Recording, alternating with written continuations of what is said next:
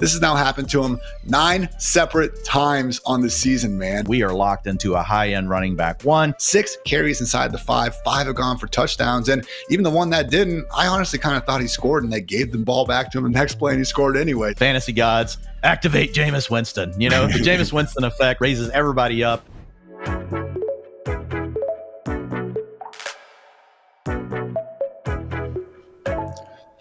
Hello and welcome to the Fantasy Life Show. Happy Tuesday. Happy week 12, everybody. 2/3 of the way through the season. How time flies. I am your host, Ian Hartitz. It is a great day to be great. It's a great day to break down all of the utilization goodness you need to know ahead of Waiver Wire Wednesday. Some people do it Tuesday. I don't know why. But we'll also get through some sheesh goodness and break down Monday Night Football along the way. So thank you for joining us, and thank you for showing up to work. The one, the only Dwain, the Rock McFarland. Dwain, how are we feeling? Man, I'm doing okay. I got this weird thing with my eye right now where I have slight double vision, but I think I'm okay. Like we offered to put a patch on before the show and just act like maybe it's Halloween really at the McFarland household, but it's probably just due to the Cowboys being so bad. I want to have a blackout. I had a chance to go to the game, Ian. I had someone reach out, a good buddy of mine. He's like, "Hey, man, 2 tickets, free of charge, nothing." I'm like, "Nah, I'm good. I'm just gonna stay at home." That's how bad it is right now for the Cowboys. If you weren't going to make the Cowboys joke, I was. So happy to see you beat me there, Dwain. Happy to see the Texans take down the Cowboys 34-10, and honestly didn't really feel that close. So shout out to a returning Nico Collins. Took a screen 77 yards to the house on the first play of the game, only for, in my opinion, a pretty ticky-tack ineligible man downfield penalty to pull it back. So Manning brothers were not happy on the Manning cast. It seems like the lineman was 2 yards downfield. He's only allowed to be 1 yard downfield, but still, as a bitter Nico Collins fantasy manager, I did not appreciate it, but still wound up with 54 yards on the day and looked back to full health, which is all you can ask for. Another, nice game from, I shouldn't say another. He hasn't had that many in a row, but CJ Stroud looked fine enough out there with 257 yards. Tank Dell also chipped in 54, and was good to see the offensive line take a step forward. Dwain, CJ Stroud only pressured on 29% of his dropbacks. Previous 4 weeks, it was over 48%, the single worst in the league. Yes, Bears fans, even worse than you guys. But the big story, Dwain, was Joe Mixon scoring not 1, not 2, but 3 touchdowns. And don't look now, but we are now talking about the RB1 in terms of PPR points per game. And as you were saying earlier in the show, man, maybe the single best pick in fantasy this year. Yeah, I mean, you're getting him in rounds 4, 5, and 6, depending on where you were drafting. If you were in best ball land, you were getting this guy in round 6 sometimes. So yeah, this is, I think he is in the argument for being one of the best picks of the season, maybe the best pick of the season. Obviously, we had that little stretch of games where he missed, which hurt him in. But yeah, he's averaging 22.6 fantasy points per game.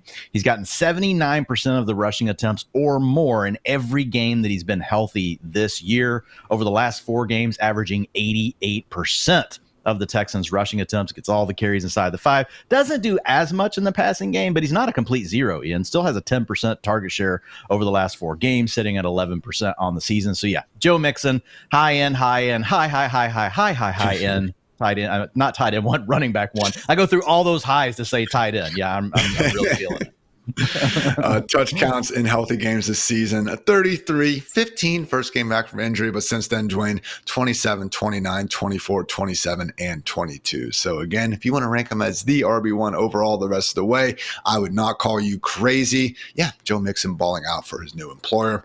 And then for the Cowboys, Dwain, I'm shocked that Cooper Rush managed to get to 354 yards. Maybe it was the single worst 350 plus yard passing performance in NFL history. Took 5 sacks along the way, did not lose for 2 fumbles. Fumbled twice, though, and could have lost them. Only threw 1 pick, but man, it felt like there were 5 other near-miss situations. So was not exactly a great performance. I would love to see what Trey Lance could offer. Had a weird quote after the game where Mike McCarthy said he was hoping to get Trey Lance in there later. Kind of like that hot dog meme, like we're all trying to find the guy who, prevented this from happening. Mike, maybe look in the mirror, bro. But regardless, Dwayne, it does seem like they are moving forward with Cooper Rush, which, again, as much as he might not raise the ceiling on the Cowboys team as a whole, did at least prove that he can get CeeDee Lamb some fantasy goodness out there.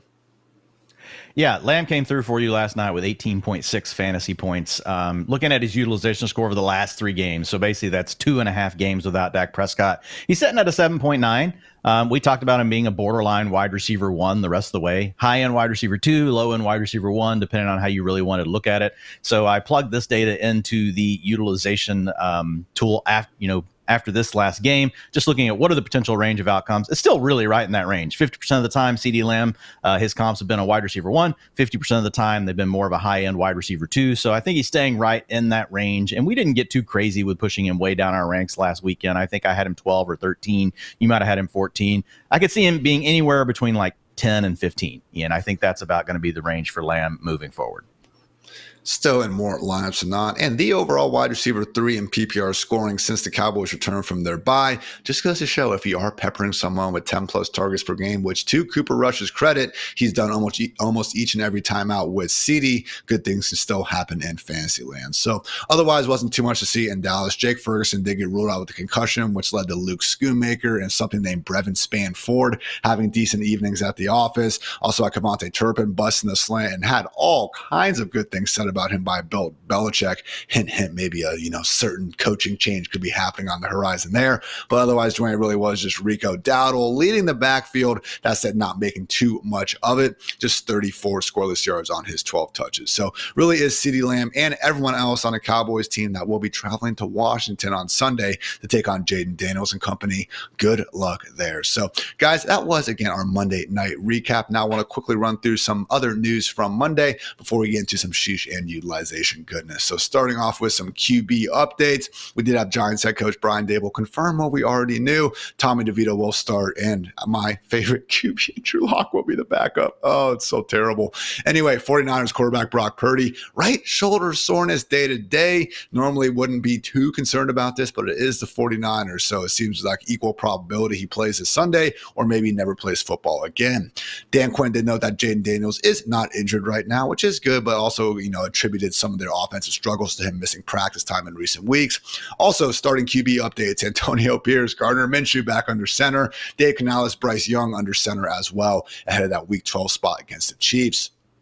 Over in running back country, we have Dave Canales. Also note Jonathan Brooks expecting to make his NFL debut in Week 12. Should still be Chuba Hubbard's backfield, but will be at least fun to see a second-round rookie out there. Also going to not see Miles Sanders. He is dealing with that ankle injury. Packers also activated running back Marshawn Lloyd off of IR. Not sure if he's going to be playing this week, though. Had an abdomen injury pop up in addition to the ankle and hamstring issues that landed him on IR in the first place. With some wide receivers, good news. Falcons wide receiver Darnell Mooney on a bye, but his hamstring injury is not considered serious per Jeremy Fowler. Also, not so good news per Ian Rappaport. His words, not mine, but I thought this was funny, Dwayne. Jaguars standout wide receiver Gabe Davis with the meniscus tear out for the season. So sucks to see the Jaguars lose their standout wide receiver out there. Chiefs also signed former Patriots wide receiver Tyquan Thornton to their practice squad. Maybe he'll be a nice Cinderella story. Probably not, though. And also 49ers tight end George Kittle expecting to practice Wednesday through that hamstring injury. So that was the news, guys. And now we're going to give a quick word to our friends over at New Era. Get my Texans hat on. As much as I do identify as a Cowboys fan, Dwayne, in these parts of the country, aka Columbus, CJ Stroud is thought of pretty highly. So go Texans at least on this lovely Tuesday morning, and go New Era. What's up, Fantasy Life fans? You can show your support for those who serve with the official cap of Salute to Service from New Era Cap. With a snow camo crown and graphite accented team logos, the Salute to Service collection lets you proudly show your appreciation in a sleek and sophisticated way. Pay tribute to those who protect us with the official cap of the NFL from New Era Cap today. The NFL and New Era are dedicated to honoring our nation's heroes through contributions to the NFL Salute to Service charity partners. Learn more at nfl.com/salute.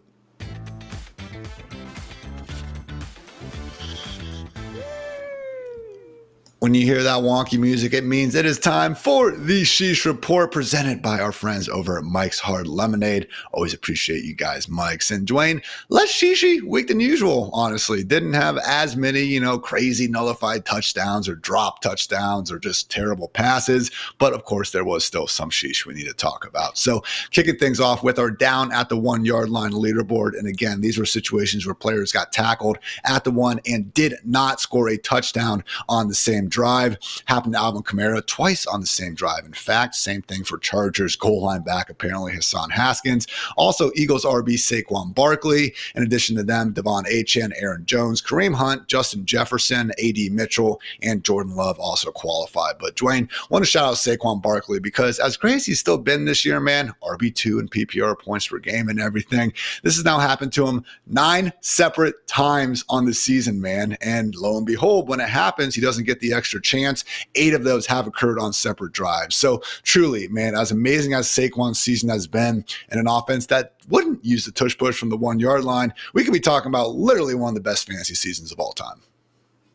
Yeah, I mean, Jalen Hurts leads the league in carries inside the 5-yard line. He's got 46% of the team's totes inside the 5. Now, Saquon's not too shabby. He's sitting at 42%, so he's getting, pretty much all the rest of them, and he has been able to punch some of those in. But to your point, yes, more often than not, it has not ended as well for him. But, the upgrade that he's gotten from the offensive line, the overall efficiency that he's been able to improve due to that, and some backward hurdles and just weird things that we've never seen in our life. Saquon, yeah, still balling out, but it really is funny. Because a lot of the concerns we had about Saquon, which was not getting the carries inside the 5 and not getting peppered with near as many targets as what he got in New York, both of those things have actually come to fruition. They have not occurred yet. He has overcome it just through the quality of offense that he gets to play on. And honestly, the Eagles run their commitment to continuing to run the ball. No team runs the ball more. -7% drop back rate over expected. Dwayne, aliens invade, challenge us to a football game. We defend the planet. Is Saquon RB1? Yeah. I think we got to give it to him. Yeah, he's been amazing. I'm not sure if we actually get Derrick Henry. He might actually be walking off that spaceship in his own right. So probably would have to, go with Saquon there. So mentioned again, 9 different times down at the 1-yard line. The only other players even close, man, are Javonte Williams and Kareem Hunt, all the way down there with 4. So, don't feel too bad for Saquon. We had a cool update this weekend where with his contract with the Eagles, $0 tied up with incentives that are related to touchdowns. He can get some nice money if he gets over 2,000 total yards. But good job by Saquon's agent to, again, get that figured out, and accordingly shouldn't be feeling too sorry for him or his fantasy managers. You guys are doing just fine as well. Dwayne, let's talk about unrealized air yards, which again, air yards, for those who don't know, are when a quarterback throws a ball to a wide receiver and we're tracking the total distance it traveled, wait for it, in the air. So unrealized air yards is doing that same phenomenon, but only with incomplete targets. So if I'm at the goal line and I throw an incompletion to Dwayne, also at the goal line, that's 0 unrealized air yards. But if he's 50 yards downfield, that's 50 unrealized air yards. So we're just adding some context and trying to help show wide receivers who had a lot of fantasy-friendly opportunity, but just couldn't make catches for one reason or another. So with this week, Dwayne, we had about 8 guys have over 70. Quentin Johnston, week high 136 unrealized air yards. Really saw Herbert willing to take some shots when he got that man, one-on-one coverage on the outside. Also, Jamar Chase with 104 could have had that 70-yard bomb towards the end of regulation. Joe Burrow threw it just a little bit too far, though. Jordan Addison with 96, a situation where Darnold trying to get him killed out there with some of those passes, but was good to see some of that opportunity. Calvin Ridley with 93, more on him in just a sec. And then hilariously, 3 Browns, Cedric Tillman, Elijah Moore, and Jerry Jeudy, all between 77 and 90. Also shout out to Michael Pittman and MVS getting a lot of opportunity. But with Ridley, Dwayne, again, trying to watch everything on a Sunday. I got 4 games going at once, Red Zone, the other TV, but we're bound to miss some things, which is why Monday comes in handy to catch up.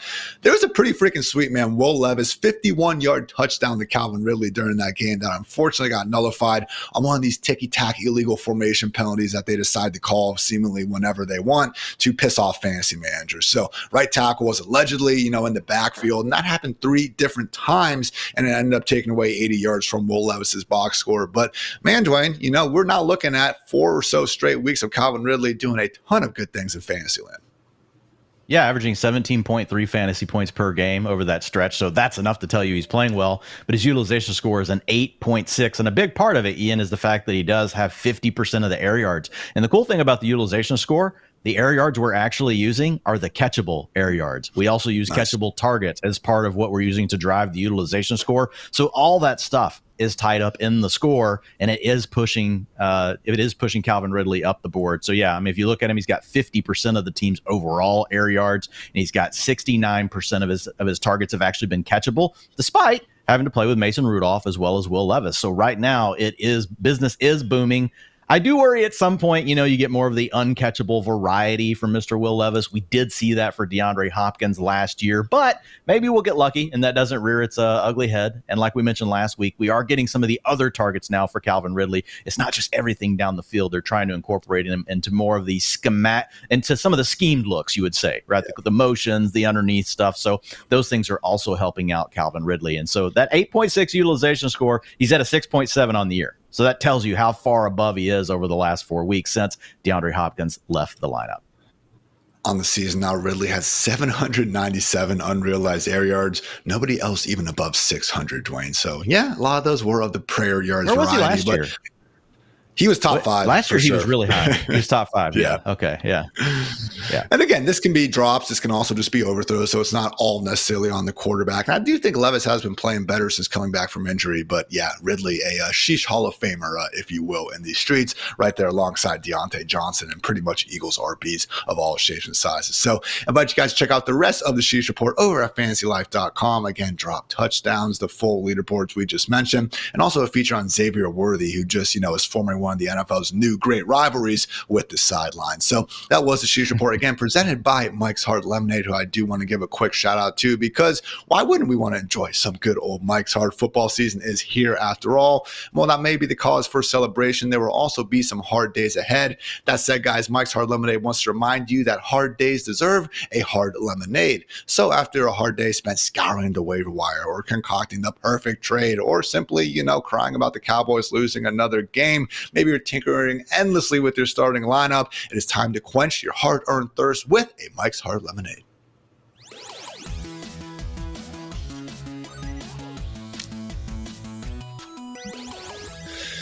Utilization Report Tuesday, Dwayne, presented by the fine folks over there at DraftKings. You have crunched the numbers, you have watched the film, and you are now going to tell us who we're upgrading and who we are maybe in fact downgrading. Kicking things off with Dolphins clear-cut RB1. Turns out he can handle a big-time 3-down workload, Dwayne. Devon Achane, how high are we upgrading him moving forward?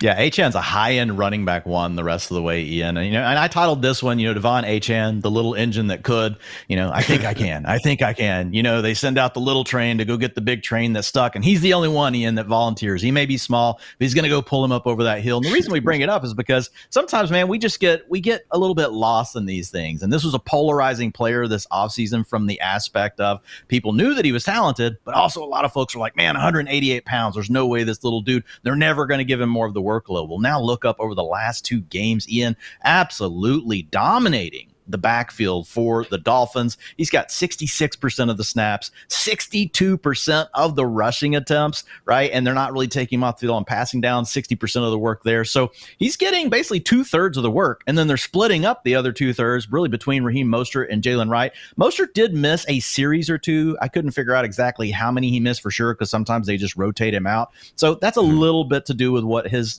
with his utilization last week, but it's not like he missed a whole quarter or, a whole half of football. So Mostert might still have a little bit more than what we're seeing here. But yeah, over the last 2 games, it's been really good for Achane. And even if you zoom out further than that, Ian, just in the 4 games with Tua, right? We're talking about a player that's averaging 22.4 fantasy points per game. Ooh. But looking at guys that have been in this utilization range over the last several years, yeah, man, we are locked into a high-end running back one, and this looks really good for Mr. Devon Achane.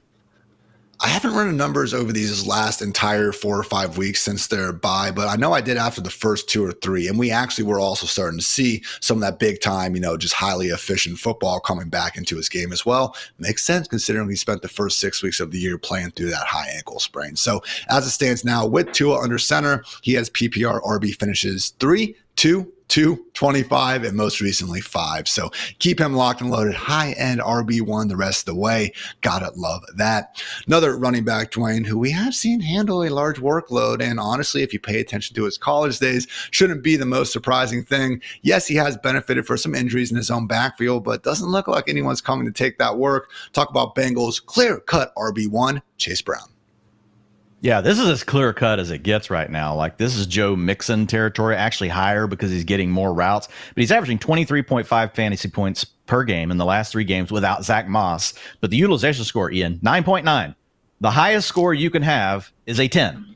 So he is definitely maxed out. So whenever you look at what we're getting with Chase Brown, you look at the rush share, we're sitting at 92%, snap share sitting at 83% over these last 3 games, and then route participation 66%, and active in the passing game, man, with a 17% target share. Like, they're going to T. Higgins, they're going to Jamar Chase, but he's the guy that they're checking the ball down to underneath if neither one of those guys are open, man. He's getting all the carries inside the 5-yard line. Now, they don't run the ball as much. The Bengals like to throw the ball inside the 5. Now, some of that has been due to game scripts, but man, if we get in a game where they are actually, where they give him 3 or 4 carries inside the 5-yard line, man, you're going to get an astronomical performance here. And it's already been great, man. You've gotten 26.7, 24.4, and 18.3 fantasy points. So he is the kind of guy that even when he doesn't come out right and give you 100 yards rushing, now that he's getting that work in the passing game, he can still offset that. And we've seen that now in 2 game scripts, man, where really they kind of got scripted out of the run game and Chase Brown still came through. That's what you love to see in fantasy football. Obviously, you got to go this week without him. He's on bye, but yes, man, Chase Brown, high-end running back 1 profile the rest of the way. He could challenge to being the running back number 1 overall. Again, maybe not the most pure runner in the world. You do see him run full speed into the back of his lineman plenty, but the pass catching ability has really been the surprising part to me, Dwayne, because last year had the great numbers, but let's face it, it was a smaller sample size and, a bit of a screen merchant, if you will. But that catch he made downfield, over on Sunday night where Burrow evaded a sack, finds him, just basically running across the field, picks up 30 plus yards, really was impressive stuff. And now, Dwayne, again, in 3 games with Zach Moss out, Chase Brown has 81 touches. Can you guess how many touches the rest of the Bengals running backs have combined, Dwayne? 3. Probably 0. 0. Khalil Herbert should have had 1, but he fumbled the handoff. So it should have been 1. Shout out to Adam Levitan, the great Adam Levitan, for that stat. And he did note that, yes, Khalil Herbert's botched handoff in week 10 was not technically recorded as a touch for you sticklers out there. Either way, Chase Brown, to Dwayne's point, high-end RB1, got to be loving that, mid-round 0 RB hero at this point. Let's talk about a tight end, Dwayne, who I think we saw Greg Rosenthal, the great Greg Rosenthal, say is already the best receiving tight end in the NFL. And you know what? I'm inclined to agree with him at this point. Brock Bowers being pretty much the only source of excitement for the Las Vegas Raiders right now. Yeah, I think George Kittle, when healthy, definitely challenges this. But yeah, Brock Bowers is up there. Look, I mean, we have advanced data, and when I say advanced data here, I'm talking about targets, things like that. They go back to the year 2000. So I went all the way back using the data over at True Media just to see like how good is Brock Bowers since we've been able to track this data. And look, man, he is on track to be the number 1 target earning rookie over the last 24 years. The current leader. Technically, he's leading right now with a 26% target share. But Ian, here's a blast from the past. Jeremy Shockey. Shockey in 2002 for the Giants as a rookie had a 23%. Yeah, 23% target share. So he is actually the leader right now until this season is over. But yeah, it looks like Brock Bowers is going to crush that. He's sitting at 26%, like I said, right now. And then if you look at fantasy points per game, Brock Bowers sitting at 15.9.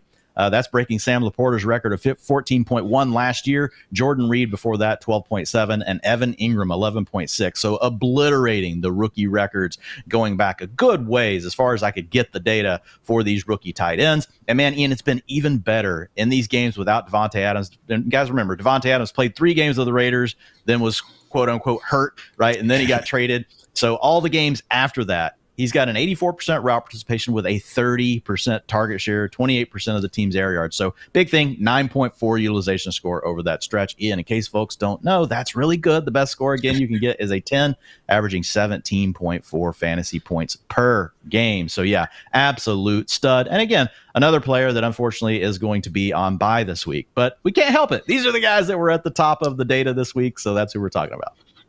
By again and truly coming for us all. But yeah, again, sure sounds like, Dwayne, the single best tight end rookie season since obviously Mike Ditka gave everyone that late round gem back in those 1961 fantasy streets. So great stuff there. And also great stuff coming out of this Los Angeles Rams offense, Dwayne. It turns out you give Matthew Stafford both of his baller wide receivers when they're healthy, and good things are going to happen for pretty much everyone involved. Yeah, and we'll start with Stafford. Look, over the games with these two guys back, the last 4 weeks, we're averaging 291 yards, and it's not I'm not part of this. He's averaging 291 yards and 2.5 touchdowns per game, Ian. So that makes him a borderline QB1, right? When we get the right matchups, Matthew Stafford's a guy that you're going to feel fine getting into your lineup. You just mentioned Buymageddon. We got 6 teams this week. Then we get the Thanksgiving week where everyone plays, and then you got another 6. So Stafford is one of these few guys. He's still available on 43% of waiver wires over at Yahoo. So yeah, he is a guy that you might want to have on your roster to help you get through those if you've got some guys that are going to be off. Now the schedule does get a little tougher. You get the Eagles, coming up. You've got a matchup against the Saints. That's not as bad. Saints are very beatable. Bills have a pretty good secondary. It's not like scare you away. You can't play your starters. Gets the 49ers, Jets. So those defenses are all pretty good. They're still beatable. But I think Stafford, when you give him the weapons that he has, with these two elite wide receivers, the young one being Puka Nacua, I still think he can come through for you. You're not going to get 290 yards or 300 yards and 4 touchdowns, but he can still throw 250 and 2. I'm reminded of that Ravens game last year, Dwayne, where it was a similar thing. And this was, back in the day, back in 2023, the Ravens actually had a really good pass defense out there. And it didn't matter. Stafford, Puka, Kupp, man, they just absolutely shredded them. So when you give, again, McVay and Stafford all these places and avenues to go with the football, and also with a Kyren Williams, who has been increasing some of that down-to-down efficiency in recent weeks as well, as that offensive line has gotten healthier, I don't really think there's a defense on the planet who's necessarily going to be shutting down all these guys. So over these past 4 weeks, the Rams have scored 30, 26, one down week with 15 points, but then 28 last week. Feeling great about, again, everyone involved. And remember to keep an eye on that waiver wire if we do see people having to cut Blake Corum just to, get through Buymageddon and things of that nature. Don't be afraid to scoop him up, because as little standalone value as he is giving us, one injury away from not replacing Kyren Williams in the top 5 necessarily, but being someone that you will surely want in your fantasy lineup. So those were the utilization report upgrades, guys. But now a quick word to our friends over at DraftKings. A chill in the air, leaves falling to the ground, and football every weekend. That is what fall is all about, and you can make each weekend even more exciting by getting into the action with our partners at DraftKings, the #1 place to bet on touchdowns. And right now, all new customers who bet $5 will instantly get $200 in bonus bets. All you have to do is download the DraftKings Sportsbook app and sign up using our promo code FantasyLife. The crown is yours. Again, that's $200 in bonus bets instantly, and you can stay in on the action. Use your $200 in bonus bets to bet anytime touchdowns on DraftKings. After all, DraftKings is the place to bet touchdowns. If sports betting is not yet available in your state, don't worry. You can still join in on all the fun with DraftKings Daily Fantasy and have a shot to win cash prizes.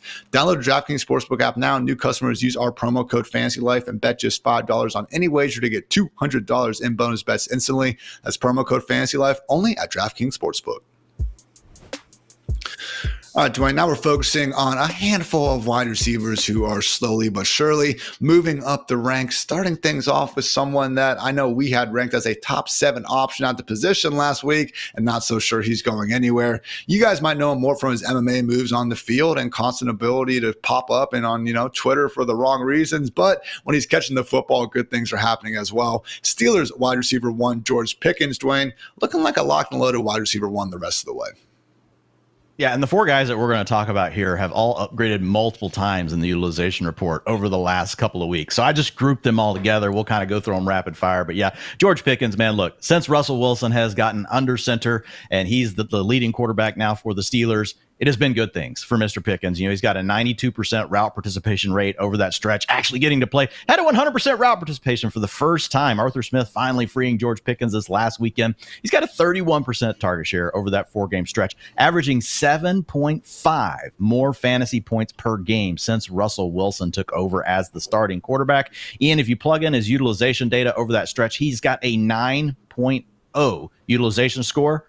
Wide receiver 1 to wide receiver 6 finishes for guys in his comp group, 53%. Top 6 finishes, 53% based on data over the last 4 years. Wide receiver 7 to 12, 41%. Wide receiver 13 to 8, 8%. This guy's a wide receiver 1. Now, I moved him up to borderline wide receiver 1 because I'm a bit more stingy than even the utilization score, and I move guys through these phases. But the score is basically saying, look, we've got a good 4-game sample. That's whenever the score starts to become really predictive for future performance. It's good news for George Pickens. And it was good seeing just his overall usage last week, too. We know he can go win those jump balls in the end zone, although shout out to Tre'Davious White, man. He actually made a couple nice plays on the ball against Pickens. Yes, he did have that one deep catch down the left sideline, but there's a lot more short stuff, Dwayne. And I mean, we've seen this route tree over the years be more of the just slants and go ball variety, which of course he's good at as well, but really good to see them finding different ways to get him the football. And accordingly, wide receiver 2, wide receiver 43 with a bunch of sheesh, wide receiver 4, and wide receiver 17 finishes in these 4 games with Russ.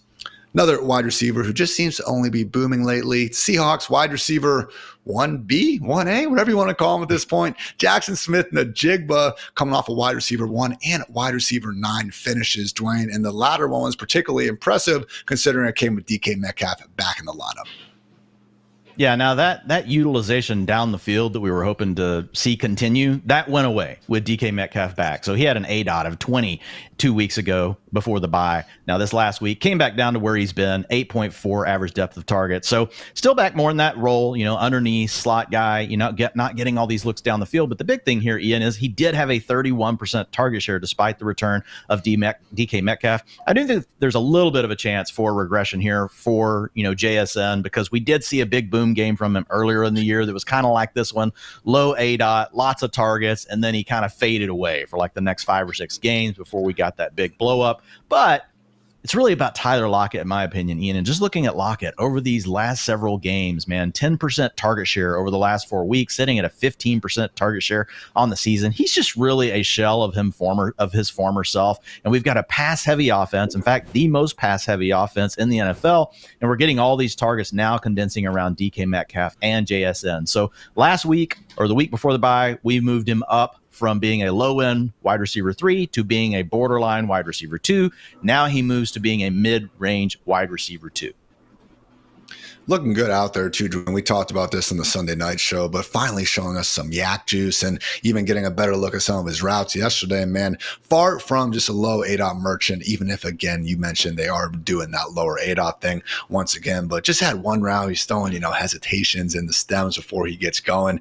Really great stuff out of JSN. So, yeah, after he had the earlier season boom, he did not finish better in the wide receiver 30 for 6 straight weeks. So, not exactly going to be ranking him as a top 8 option the rest of the way or anything. But feeling good about Geno Smith's now clear-cut number 2 pass game option at worst. Let's talk about Jauan Jennings, Dwayne, someone who I forced you to try to say would be ranked higher than Deebo Samuel here moving forward. And sounds like we're on the same page with that now. Yeah, and here's the thing. Look, the last 2 games, 36% and 40% target shares. He was already having a career year as far as targets per route run. So it's not like it's just happened in the games without the other weapons. When he's been on the field, he's been a productive player all year. Now, in this last game, we didn't have George Kittle. So that that's a little bit of a factor we got to remember. My bigger takeaway, right, is not whether or not you're going to force him ahead of Deebo, which we can, or you don't have to, right? Doesn't really matter to me. But the point being is, I don't think we can say, Ian, that he isn't in the mix to lead this team in targets the rest of the way. He's now one of the group. He's part of the trio. So you have to think of him as the same way, right, that we used to think about Brandon Ayuk. And we knew in any given week, it could be Brandon Ayuk. It could be him over Deebo. Some weeks it's going to be Deebo. Some weeks it's going to be Kittle. But here's the beauty. Because Brock Purdy is averaging so many yards per game through the air, I think he still ranks 3rd or 4th right now in the NFL. The pie's bigger. So there's enough to go around with all of these guys. And Jauan Jennings, you just have to give him a hat tip, man. Coming out here and earning, these massive target shares. And sorry, the 40% I mentioned earlier wasn't his target share. That was his air yard share last game with that 36% target share. But the man has a 9.5 utilization score in these 2 full healthy games without Brandon Ayuk. So there was nothing else I could do, and I had to move him into low end wide receiver 2 status, and he could move up further from there. But it does impact Deebo Samuel, because Deebo Samuel's a guy that we talked about being a wide receiver 1 the rest of the way once Brandon Ayuk got hurt. Well, now we know that's not the case. There is another guy in town in Jennings that can just as easily take those targets that Brandon Ayuk was getting. So yeah, Deebo also wide receiver 2 range.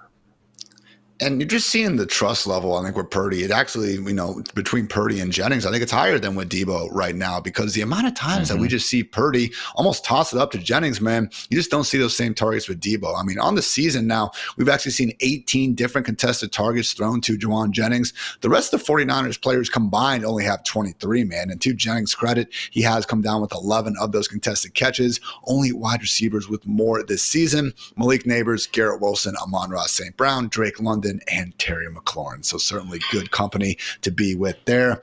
Another young wide receiver playing really good football lately. Dwain, I already made a note to myself that I need to get a highlight film of his, put together over the next few days. Lad McConkey looking a lot like Justin Herbert's number one wide receiver, particularly with how much he was leaned on down the stretch of that fun Sunday night football game, and just continuing to make the most out of his opportunities.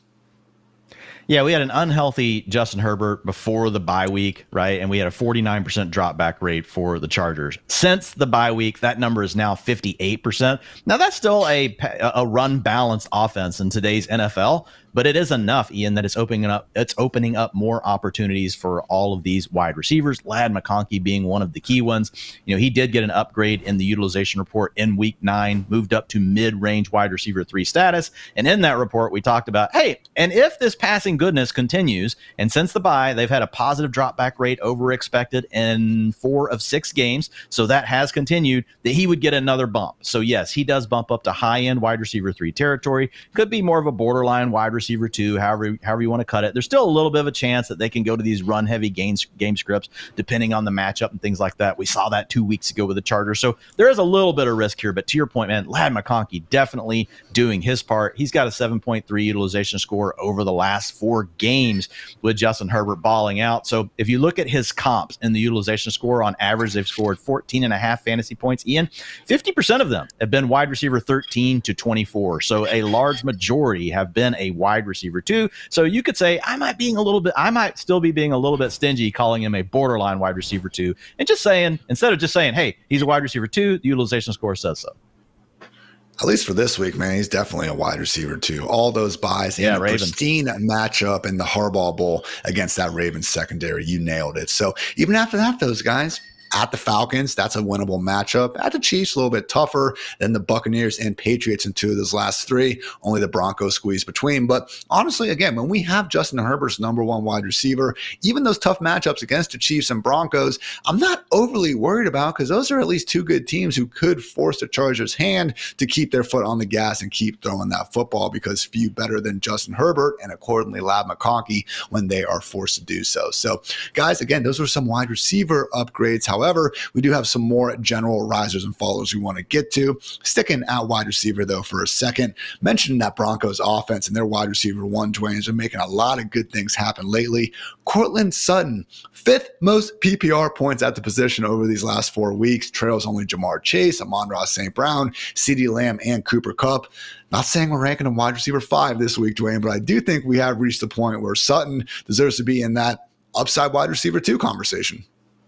Yeah, man. And in this segment of the show, what we're looking for are the guys that their utilization score has moved up the most over the last 4 games. And Courtland Sutton at wide receiver is certainly one of those. His utilization score is up 1.3 points over that stretch, Ian. So he's got a 9.4 utilization score over the last 4 games, which now pushes his season number up to 7.3. It's Bo Nix, man. Bo Nix playing together with Courtland Sutton. Sutton's got a 30% target share over that stretch. And with Bo Nix averaging 257 yards per game and 2.3 touchdowns through the air, that really is a good thing. If you've got a 30% target share in an offense that's vibing like that, good things are going to happen. So, yeah, loving the chemistry I'm seeing between the young quarterback and the veteran wide receiver. So Sutton does upgrade to just what you said, low-end wide receiver 2 status. I think you could make an argument that that's a tad low, but again, we're 4 weeks in. You get another 2 weeks like this, then we will be looking at him as a mid-range wide receiver 2.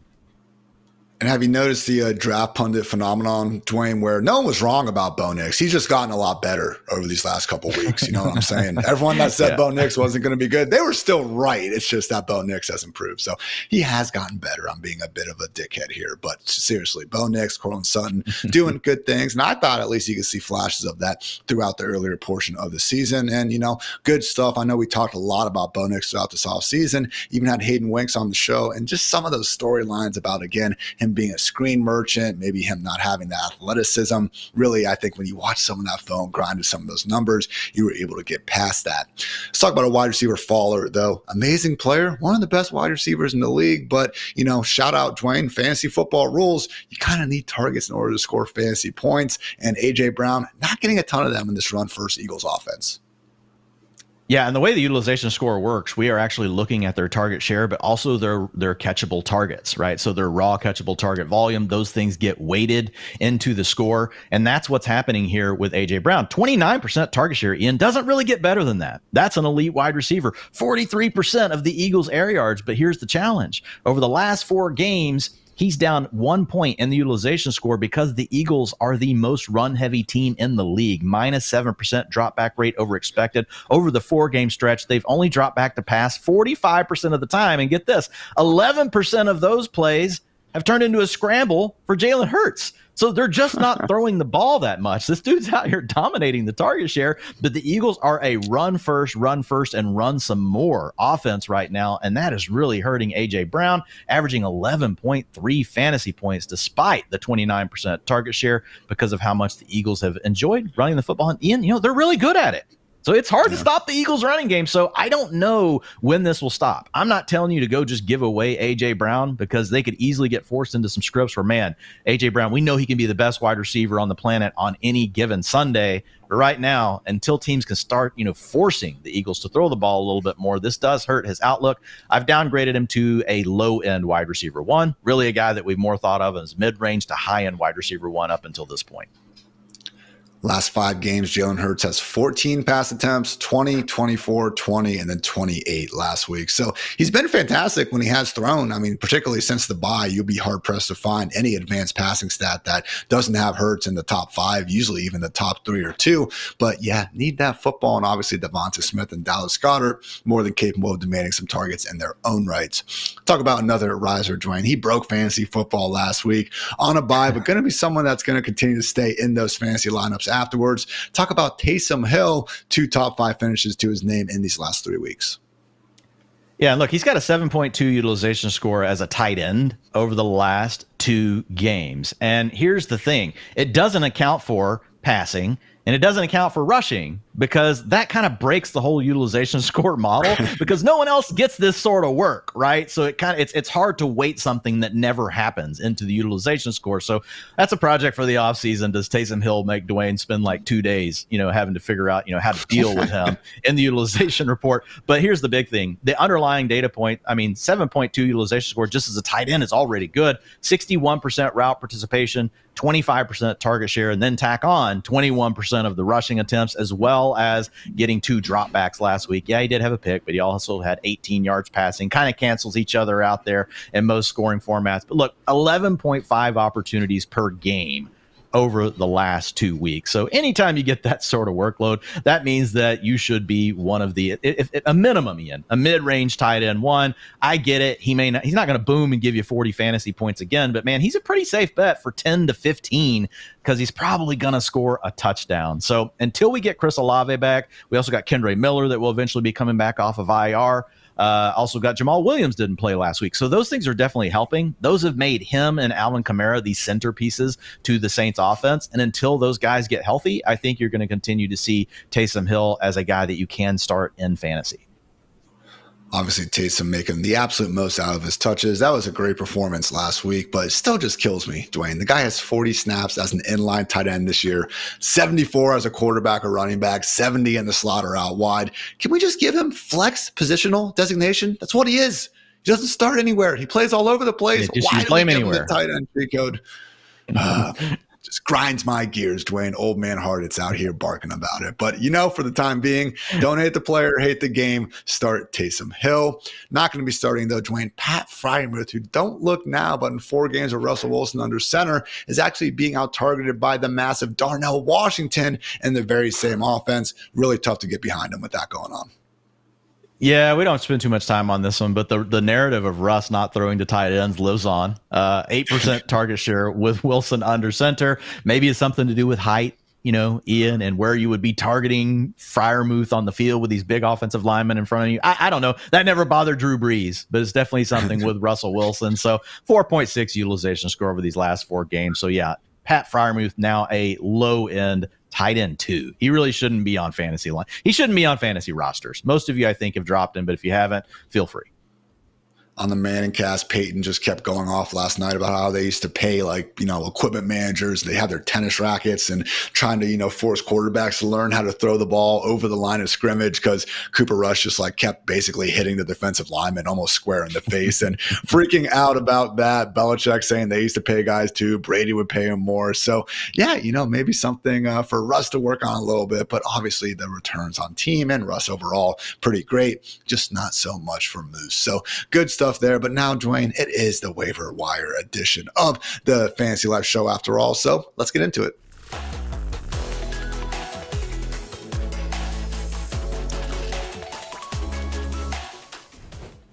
All right, guys, we have a running back, wide receiver, and tight end we want to heavily focus on here that are going to be available in at least 75% of your leagues. The first one, though, Dwayne, is a running back available in 93% of leagues and had a nice little bump up with the coaching change. Talk about Roschon Johnson looking more like a 1B in Chicago as opposed to that clear-cut RB2. Yeah, Thomas Brown taking over as OC, and he went to more of a two-way committee here. We got season highs for Roschon Johnson in the snap department at 44%, rushing attempts at 34%. So DeAndre Swift's still the lead guy here, but the gap definitely closed. And the important thing to note here, Ian, the carries inside the 5 went to Roschon Johnson. I know you were talking a little bit before the show about how ineffective DeAndre Swift has been down there, so you can talk about that. But the other important role here, taking the 2-minute offense. Those are two on a per snap basis. Those two roles are worth the most for running backs. Now, you don't get those scenarios that often. Only get so many times your offense is inside the 5. Only get so many snaps per game where they're running the 2-minute offense. But those are highly profitable for running backs. So when you look at Roschon, I look at him as a guy where, Ian, you're not forcing him into your lineups. But with Biomageddon on the horizon here, it is a guy that could sneak into your flex position. And if something happened with DeAndre Swift, you now probably have a high-end running back 2 on your fantasy roster, and there's always the chance that they continue to expand this role, or they could go with more of a hot hand approach in certain games. So I think there are a lot of things to like here with Roschon Johnson. We're at the part of the year where, sometimes it's really tough to be finding guys off the wire. So I like Roschon as a guy that now moves into that low-end running back 3 category, but man, big-time handcuff upside. 100%, man. You take away Khalil Herbert from the equation, a guy who we also have seen put, good football on tape. And yeah, one injury away to, let's face it, an undersized starter in DeAndre Swift from Roschon potentially booming. So he got 34 passes as a rookie, man. If they don't want to take him off the field, they really don't have to. And as you mentioned, they really are keeping him on the field now inside the 5-yard line, where he's been pretty much the most efficient running back in the NFL. 6 carries inside the 5 have gone for touchdowns. And even the one that didn't, I honestly kind of thought he scored, and they gave the ball back to him the next play and he scored anyway. So really was a moot point. DeAndre Swift, on the other hand, Dwayne, 6 carries inside the 5-yard line for -6 yards. He did score 2 touchdowns at least. But yeah, at least when you're running between the tackles, certainly seems like Roschon is the superior option. 93% available. I mean, at this point, Dwayne, kind of hard to know how much fab people have left, but not a bad guy if you do need a running back to spend a lot of it.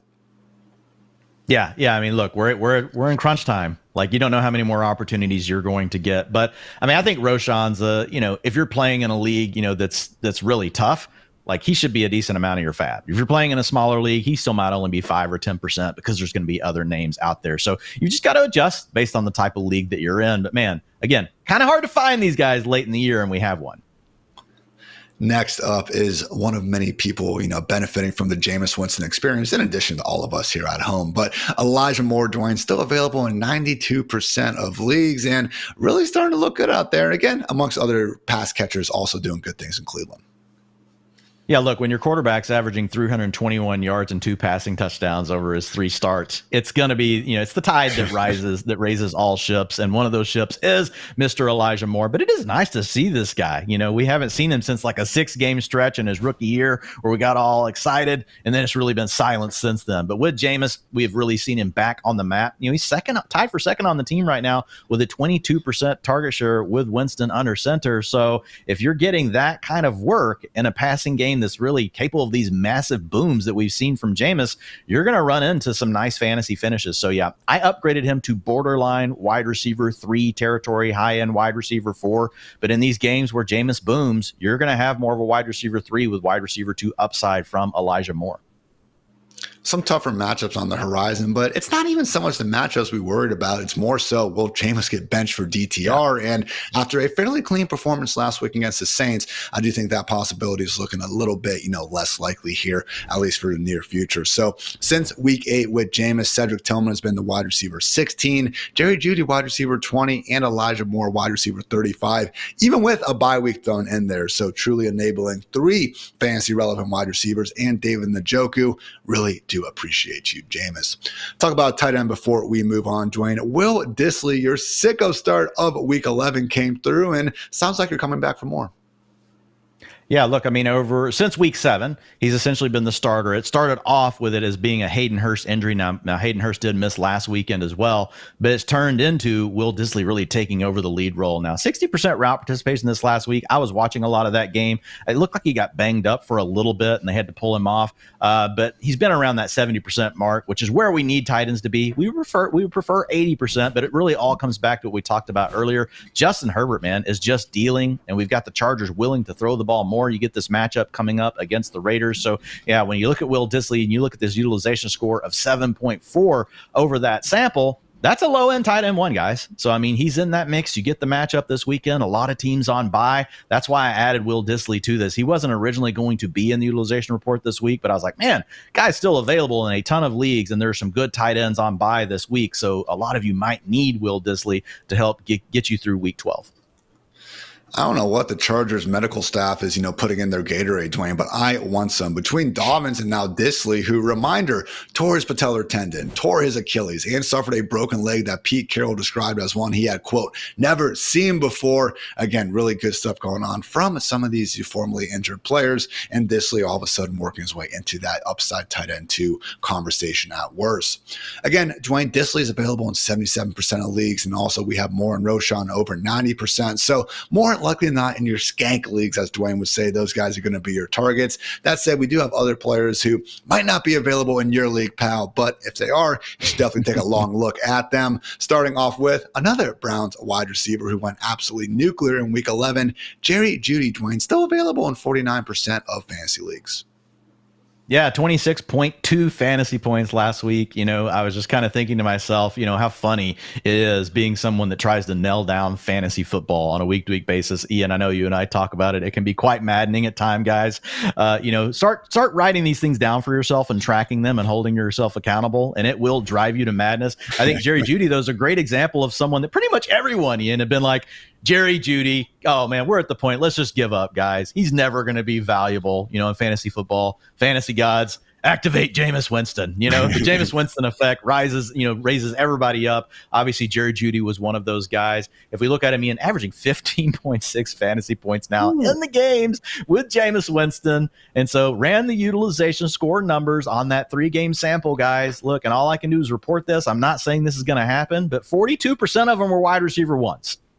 42% of them finished as wide receiver 1s, 52% of them finished as wide receiver 2s, 7% finished as wide receiver 3s. You mentioned it. We need Jameis to not have a self-implosion game where he throws 12 picks, possible with Jameis, so we've got to keep him under center. But man, that's enough that I had to upgrade him to, the wide receiver 3 conversation. You just heard all those scores. It's a 3-game sample, so it's still a little bit small, but there's obviously there is some opportunity, and we've seen the ceiling. And Ian, really, we've seen the floor. I mean, look at these games. He had 12.9 and 14.3. Those are the low scores for him. And then you get the boom game. So as long as Jameis is under center, yeah, wide receiver 3 land for Jerry Jeudy. And we could upgrade him again next week.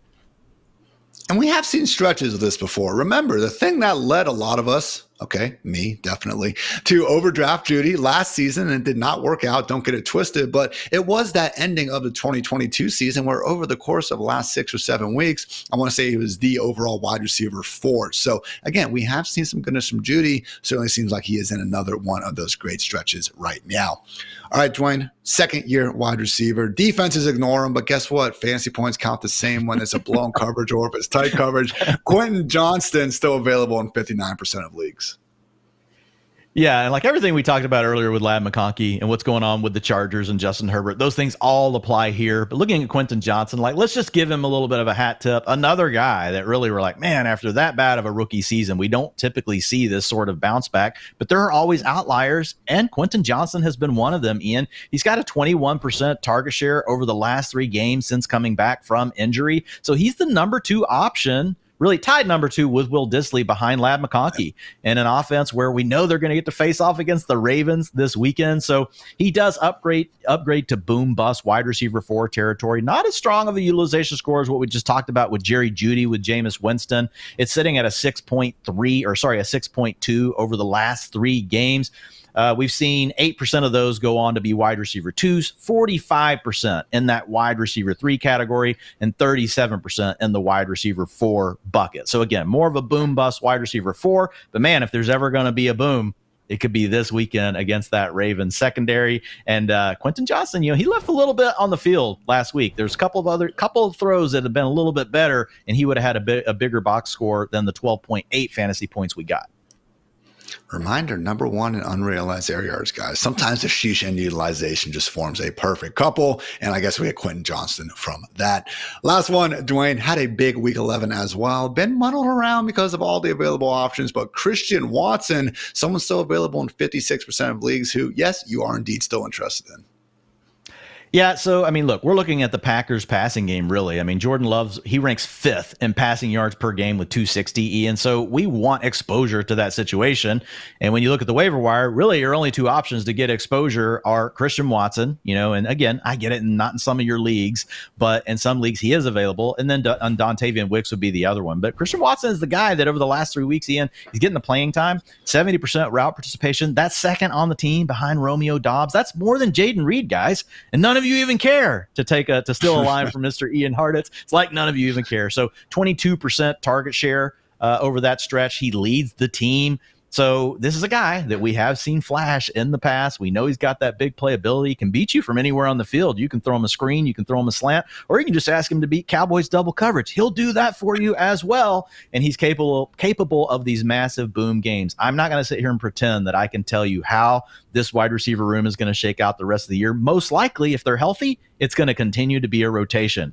But it is a guy that with all the buys coming up, Ian, he could sneak into your flex. He could sneak into your wide receiver 3 spot. And if something happened to one of these other wide receivers, we would suddenly be talking about Christian Watson getting a massive upgrade and a guy that you're very happy getting into your lineup every single week in fantasy. So that's a good combination, in my opinion, to try to aim for when you're thinking about your the way you want to spend your waiver wire fab and the way that you just want to prioritize waiver wire players overall. We want upside as well as the ability to help us on our bye weeks. I think Christian Watson checks both of those boxes. Just when Dwain thought he was out, Christian Watson pulls him back in. But I really couldn't agree more, man. Flex player in a great offense with boom ability. What more could you ask for, especially with all of these buys going on? So, guys, that is going to wrap up this edition of the Fantasy Life Show. But don't you worry. Dwain, myself, and the great Chris Allen will be back tomorrow breaking down some of the biggest mismatches and overall questions ahead of Week 12. So, appreciate you guys tuning in. And for Dwain, for producer Matt, for producer Kelsey, I'm Ian. Thanks again for checking out the Fantasy Life Show. And until next time, take care, everybody.